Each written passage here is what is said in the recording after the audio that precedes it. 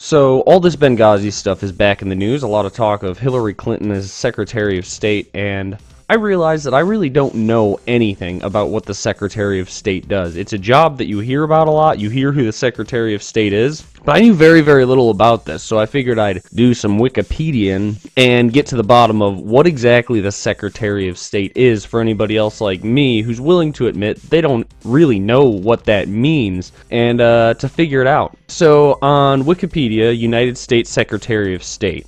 The Secretary of State is a senior official of the federal government of the United States of America, heading the U.S. Department of State, principally concerned with foreign affairs, and is considered to be the U.S. government's equivalent of a Minister of Foreign Affairs. Alright, well, we'll start with that. What is the Department of State? So I pulled that up as well. The United States Department of State, DOS, like Microsoft, often referred to as the State Department, is the United States Federal Executive Department, responsible for international relations of the United States, equivalent to the foreign ministry of other countries.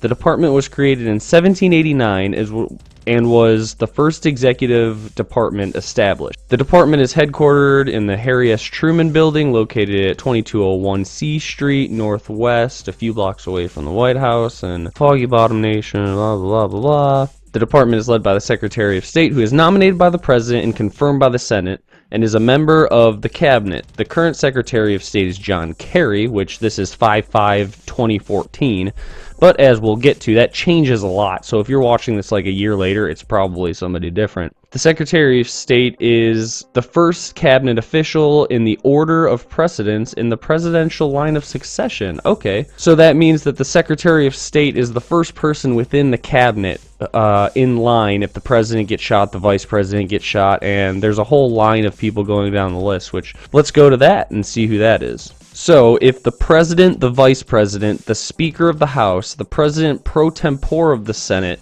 if all of those people are killed, maimed, out of commission, lost, then the Secretary of State is number 4 in line to be sworn in as president. Let's look into the duties of the Secretary of State. Specific duties of the Secretary of State include organizes and supervises the entire United States Department of State and the United States Foreign Service, advises the President on matters relating to U.S. foreign policy, including the appointment of diplomatic representatives to other nations, and on the acceptance or dismissal of representatives from other nations, participates in high-level negotiations with other countries, either bilaterally or as part of some sort of international conference or organization, or appoints representatives to do so. This includes the negotiation of international treaties and other agreements. Responsible for overall direction, coordination, and supervision of interdepartmental activities of all U.S. government overseas,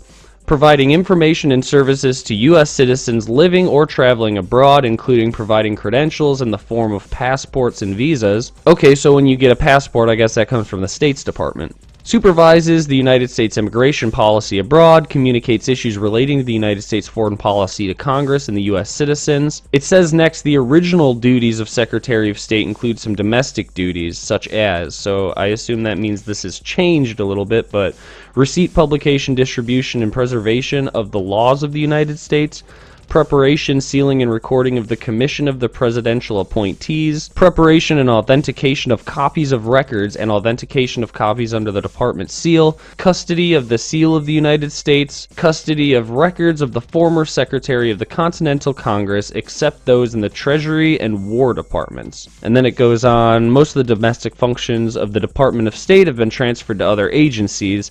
Those that remain include storage and use of the Great Seal of the United States, performance of protocol functions for the White House, and the drafting of certain proclamations. So pretty much, the Secretary of State used to be like the White House's notary service, but that's been passed off to other people, I assume, like the post office, and I don't know who else.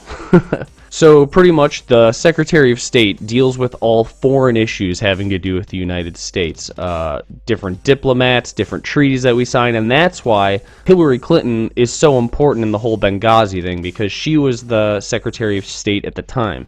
So looking through the list of secretaries of state, the first one being Thomas Jefferson, a lot of well-known founding fathers were James Madison, James Monroe, John Quincy Adams, Martin Van Buren. The list goes on.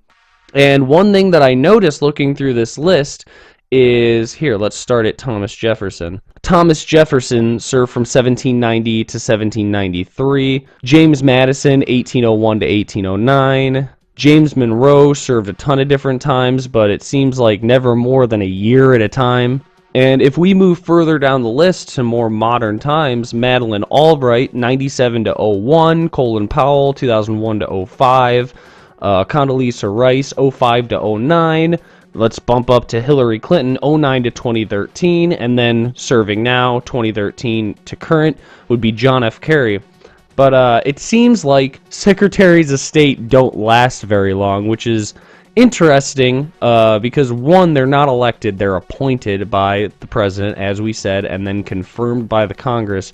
But it seems like that's kind of the shit job, the one that everything bad falls down on. Otherwise, you would think that these people would last as long as the president they serve under. But it seems very, very common that they don't last much more than 3 years. So I hope that helped you understand who the Secretary of State of the United States is. I know it certainly helped me, and I'm glad that now when people ask, do you even know what the Secretary of State does? I can say, yeah, I read like everything on Wikipedia about it. What did you do? So thanks for watching. Tune in to TMS Live every Saturday on themediaspeaks.com. I'm Kyle Phillips.